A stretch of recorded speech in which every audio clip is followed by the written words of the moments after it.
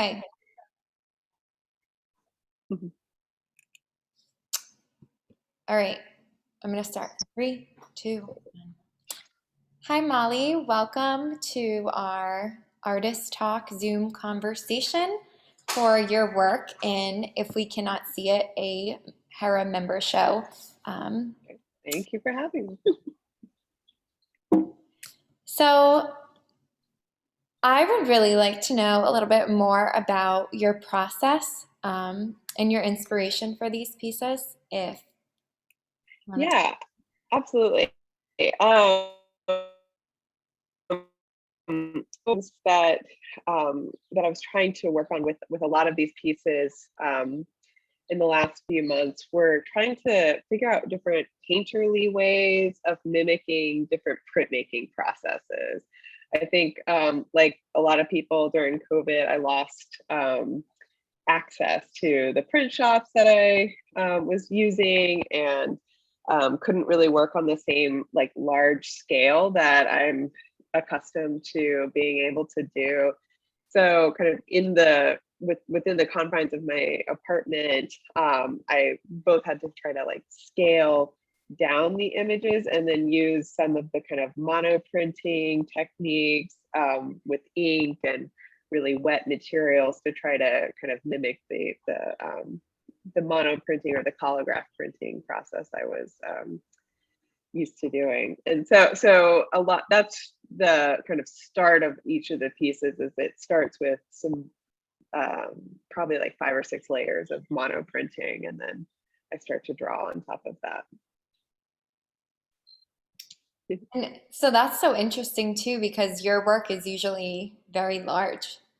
Yeah, I think like small for me is probably like 7 or 8 feet for like my smaller pieces. So these are, and I think the pieces you were just on a second ago, that was like, I think I always think of my work as a kind of a drawing, but I was trying to really force myself to think of like, how would I make a drawing for my drawings? And I think that's where these sort of like more sketchy, very I don't know, very kind of Terry Winters, Lee Bonateku kind of pieces were coming from. I was also like crushing really hard on Lee Bonateku and Terry Winters at the time.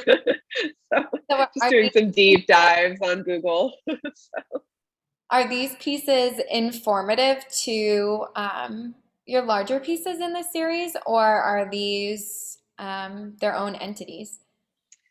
Um, Maybe a little bit of both. I think they're definitely very different than the other works, and I think it's like I almost feel like it's like the analogy I would use is sort of stretching a muscle you're not used to working out very often, or giving any attention to. So I think I don't know that they're like a direction I'm going, but it's just a way of like playing and trying to search for new ways of kind of using this kind of like visual language that I'm interested in. So. And so obviously size has changed in your practice due to COVID. And how Mhm. else has your practice or concepts changed or grown during this year? Yeah. Well, I think yeah, that's an interesting question. I think the last show that I did, which was at the Jamestown Art Center, was very much focused on the kind of geology of Jamestown Island, and then also a bit like very specific kind of celestial constellations and sort of events happening in the sky that are very real and kind of occurring over time. I think like over the past year, being isolated, being like inside a lot, a lot more of the work started to, I guess I started to be influenced more by kind of the science of things that are invisible to us.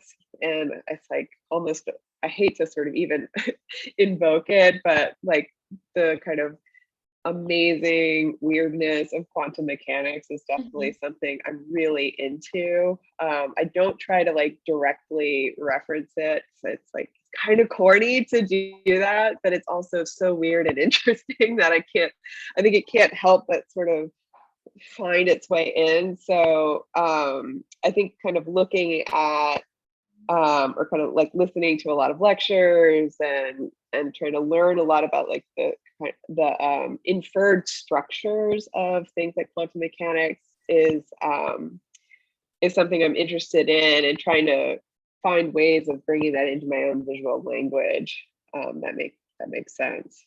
So I guess kind of using that as a jumping off point for a lot of this work. Still, apparently, everything is constantly moving and colliding and shifting. So I find that, and we're never even kind of aware of it. So Thanks yeah. so much for sharing all of this with us, Molly. If you want to see more, you can come visit in person until Saturday, July 24th, or visit our virtual exhibition, which will live online forever. Thanks so much, Great. Molly. It was great talking. Thank you. Thank you.